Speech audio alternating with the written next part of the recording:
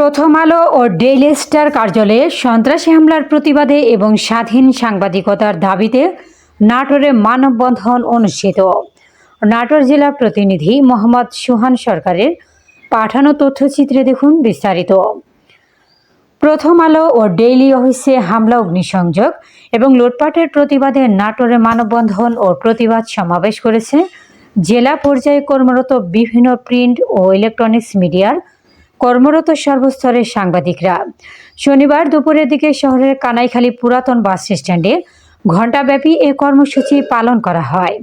Natore press ক্লাবের সভাপতি শহীদুল হক সরকারের সভাপতিতে এবং ইউনাইটেড প্রেস ক্লাবের সভাপতি নাসিম উদ্দিনের সঞ্চালনা এতে বক্তব্য দেন সিনিয়র সাংবাদিক রেজাউল করিম রেজা, অ্যাডভোকেট মুক্তার হোসেন, ইউনাইটেড প্রেস ক্লাবের সাধারণ সম্পাদক SM কামাল হোসেন, সহ-সভাপতি সুফি সান্টু, ইউনিক প্রেস ক্লাবের সভাপতি দেবাশিস কুমার সরকার ও সম্পাদক বুলবুল আহমেদ, সাংবাদিক মুস্তাফিজুর রহমান টুটুল, সাংবাদিক হালিম খান, আল মামুন, নাজমুল হাসান, মাহবুব হোসেন, আব্দুল মজিদ, পরিতোষ অধিকারী, খান মামুন সহ অন্যান্যরা।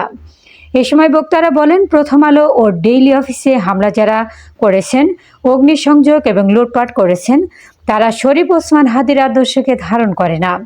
এছাড়া যারা হাদির উপর এবং গণমাধ্যম কর্মীর উপর সন্ত্রাসী হামলা চালিয়েছেন তাদেরকে সুস্থ তদন্তের মাধ্যমে আইনের আওতায় আনার জোর দাবি জানান। যদি আমরা সংবাদপত্রের কথা বলি, আমাদের যদি গণমাধ্যমের কথা বলি, নিশ্চয় দায়িত্বের ক্ষেত্রে, ভূমিকার ক্ষেত্রে প্রথম আলো রেজিস্ট্রারের অবদান কোনো অংশেই খাটো করে দেখার মতো না। এই যদি না বাঁচতেই হবে, তাহলে সেই প্রতিষ্ঠানে হামলা করার মাধ্যমে তারা আসলে কি চেয়েছে? আমাদের কাছে মনে হয়েছে যে তারা এই দেশটাকে তারা অন্ধকারে রাখতে চায়, এই দেশটাকে তারা সত্য প্রকাশের পথে সমস্ত প্রতিবন্ধকতা সৃষ্টি করতে চায়। আজকে সত্যের পক্ষে, আজকে স্বাধীনতার পক্ষে, জুলাই আন্দোলনের পক্ষে যারা সবচেয়ে সোচ্চার, তাদের পুরো আঘাত আনা হয়েছে। তাহলে তারা কারা? তারা কি দেশের শত্রু? তারা কি দেশের বন্ধু? এটা আপনারাই নিরূপণ করবেন। তারা আসলে কোনোভাবেই এদেশের বন্ধু হতে পারে না, তারা নিশ্চয়ই তারা এদেশের শত্রু। আজকে এই ঘটনার পরে আমরা লক্ষ্য করেছি সরকারের একটি পক্ষ বা সরকার প্রধান নিজেও বলেছেন যে আমরা এই প্রত্যেকটা জনের পাশে আছি। আমার কাছে মনে হয়েছে এটা একটি তামাশার কথা, এটা একটি তামাশা ছাড়া কিছুই না। কারণ এই ঘটনা, আমরা যে ঘটনা, সেটা শুরুতেই এটার আলামত বা এটার লক্ষণ কিন্তু দেখা দিয়েছিল শাহবাগের ঘটনার 2 ঘন্টা আগে।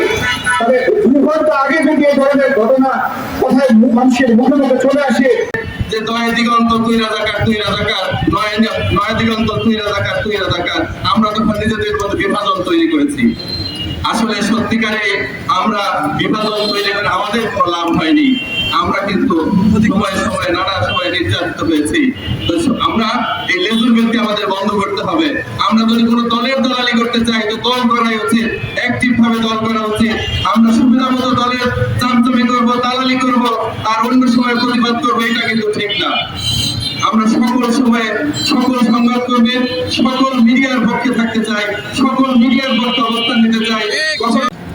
সেদেশের শাসন ব্যবস্থা, গণতান্ত্রিক পরিবেশ, গণমাধ্যমের স্বাধীনতা, জবাবদিহিতা এবং সুশাসন একটিও বাংলাদেশে এখন নেই। এই সরকার পুরোপুরি একটি ব্যর্থ সরকার। দেশ পরিচালিত হচ্ছে একটি মনোক্রেসির উপরে। বাংলাদেশের বিভিন্ন সাংবাদিকের কার্যালয় এবং সাংবাদিকদের বিতাড়িত করা হচ্ছে 5 আগস্টের পর থেকে। এরা কারা? এদেরকে অবশ্যই প্রশাসনের উচিত চিহ্নিত করে বিচারের আওতা আসে না। তাছাড়া এই 54 বছর পরে আমাদের যে অর্জিত স্বাধীনতা, এই স্বাধীনতা আসলে বিস্তৃত হতে যাচ্ছে। এই স্বাধীনতা আমাদের অর্জনের থেকে রক্ষা করা কঠিন হয়ে দাঁড়িয়েছে। আমরা বিশ্বাস করি আজ এই 54 বছর পরে আমরা নাটোরে দাঁড়িয়েছি, আমাদের মতো সারা বাংলাদেশের সাংবাদিকরা এভাবে তাদের